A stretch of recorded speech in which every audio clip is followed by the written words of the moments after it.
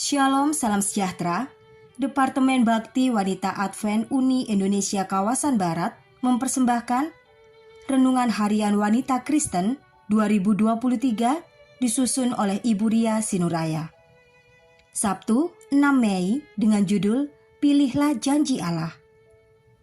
Firman Tuhan di dalam Kejadian 3 ayat 15, Aku akan mengadakan permusuhan antara engkau dan perempuan ini, antara keturunanmu dan keturunannya. Keturunannya akan meremukkan kepalamu, dan engkau akan meremukkan tumitnya. Bayi berusia 1 tahun itu menangis sepanjang hari dan sepanjang malam.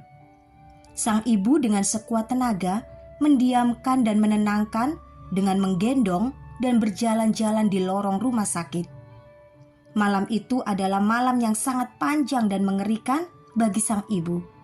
Telah ada 6 dokter memeriksa bayinya sejak dirawat 2 hari di rumah sakit tersebut. Namun, belum juga ditemukan penyebab sakit anak itu. Di lehernya ada benjolan yang semakin membesar, menyebabkan demam tinggi yang tidak turun-turun.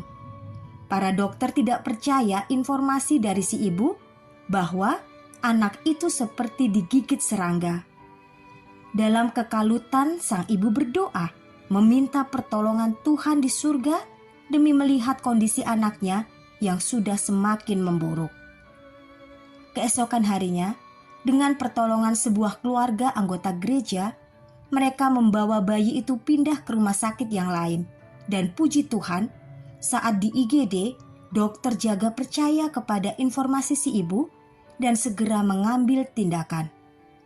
Setelah dirawat di ICU dan menjalani operasi, akhirnya anak itu sembuh.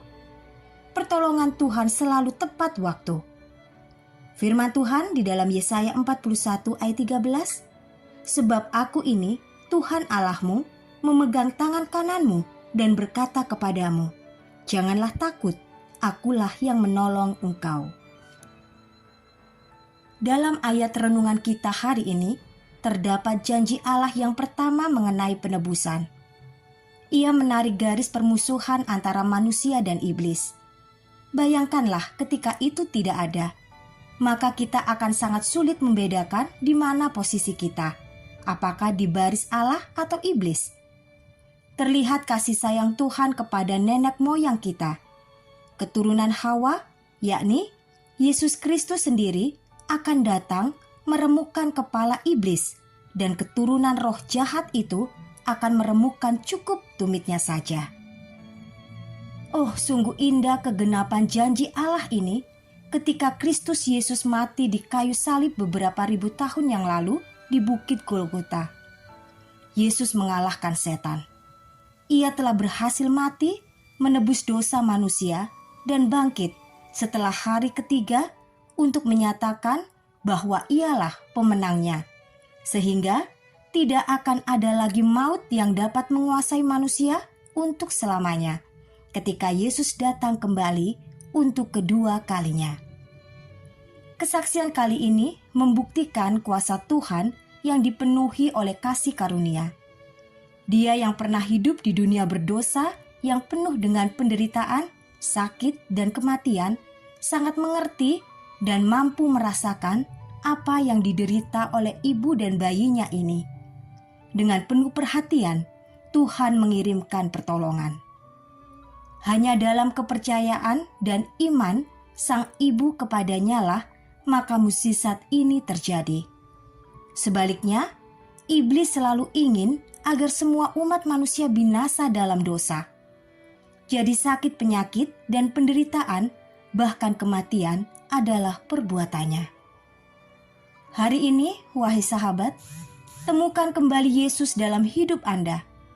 Perbaharui janji baptisan Anda dan jatuh cinta kembali kepada Yesus dengan merenungkan pengorbanannya ini. Pelajari kitab Injil mulai dari Matius hingga Yohanes, khususnya kisah terakhir kehidupan Yesus di dunia ini menjelang kematiannya. Maka hati Anda akan bergetar dan mata Anda akan basah menemukan betapa besar kasih Allah kepada Anda. Kiranya Tuhan memberkati kita semua sepanjang hari ini.